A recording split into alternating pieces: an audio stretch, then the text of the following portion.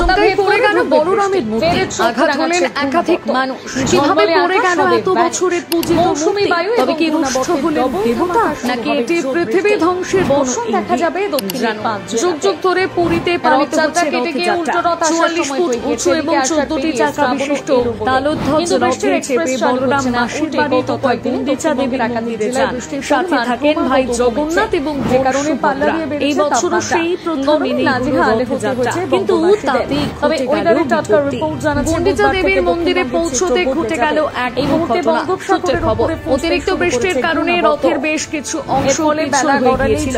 রথ থেকে যখন বলভদ্রের মূর্তি নিয়ে গুন্ডিচা মন্দিরে তোলা হচ্ছিল, তখনই সেটি পিছলে পড়ে যায়।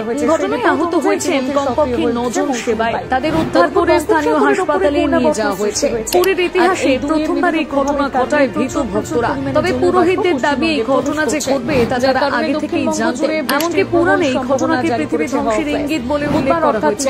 স্কন্দ পুরাণ, ভবিষ্য পুরাণ, ভগবত পুরাণ, বিষ্ণু পুরাণ এবং আরো পুরাণে পুরীর জগন্নাথ মন্দির নিয়ে রয়েছে বিভিন্ন ভবিষ্যৎবাণী। 500 বছর আগে ভবিষ্যৎবাণিকা লিখেছিলেন ঋষি অচ্যুতানন্দ দাস। তিনি কলিযুগের অবসান প্রসঙ্গে নানান কথা লিখেছিলেন। তার ভবিষ্যৎবাণিকাতে জগন্নাথ মন্দিরের বিভিন্ন দুর্ঘটনা প্রসঙ্গে ভবিষ্যৎবাণী করেছেন, যেগুলো সত্যি সত্যি ঘটেছে। আগামীকাল আরো ঘটবে নানা ঘটনা, যেগুলো দেখে প্রমাণিত হতে পারে বিশ্ব ধ্বংস ঘনিয়ে আসছে দ্রুত।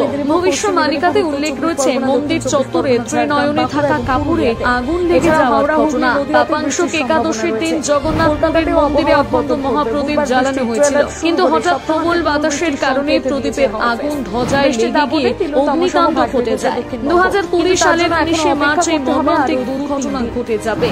ভবিষ্যৎবাণীকায় পতাকা পুড়ে যাওয়ার ঘটনা উল্লেখ রয়েছে। কলিযুগের অবসানের লক্ষণ ও পৃথিবীর মহাবিনাশ সন্নিকটে বলে মনে করা হয়। জগন্নাথ মন্দিরের ইতিহাসে উল্লেখ রয়েছে, শ্রীক্ষেত্রের গম্বুজে কোনো কাকপক্ষী বসতে পারে না, বিমান বা হেলিকপ্টার উড়ে যায় না। তবে সেই রহস্য ফাঁস হয়ে যায় 2020 সালের জুলাই মাসে। মন্দিরের শীর্ষ গম্বুজে শকুন, ঈগল বা সপ্তাহ জুড়ে ভারী বৃষ্টির সম্ভাবনা। এমনকি মন্দিরের শীর্ষস্তম্ভ পাঁচিলেও পাখিদের বসে থাকতে দেখা যায়। আবার পৃথিবী ধ্বংসের আলোচনা উঠে আসে। ভবিষ্যৎবাণীকায় আলো উল্লেখ রয়েছে, যখন কলিযুগের সমাপ্তি ঘনিয়ে আসবে, সেই সময় জগন্নাথ মন্দিরের সুদর্শন চক্র ঝড়ের কারণে বেঁকে যাবে।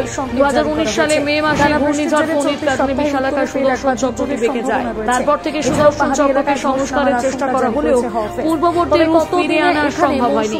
এখানেই শেষ নয়। ভবিষ্যৎবাণীকাতে উল্লেখ রয়েছে, জগন্নাথ পুরীর মন্দিরে গম্বুজ থেকে যখন পাথর খসে পড়বে, তখন তা হবে বিশ্ব ধ্বংসের ইঙ্গিত।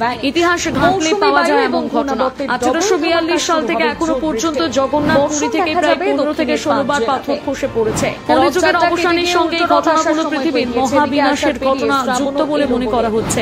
জগন্নাথ পুরীর মন্দির চত্বরে একটি প্রাচীন বটগাছ ছিল। ভবিষ্যৎবাণীকায় এই গাছের ধ্বংসের পূর্বাভাস দেওয়া হয়েছে। 2019 সালে ওড়িশায় প্রবল শক্তিশালী ঘূর্ণিঝড় ফণীর পরে জগন্নাথ মন্দিরে ওই বটগাছটি পড়ে গিয়েছিল। এরপর করোনা মহামারী সারা বিশ্বকে নাড়িয়ে দিয়েছিল।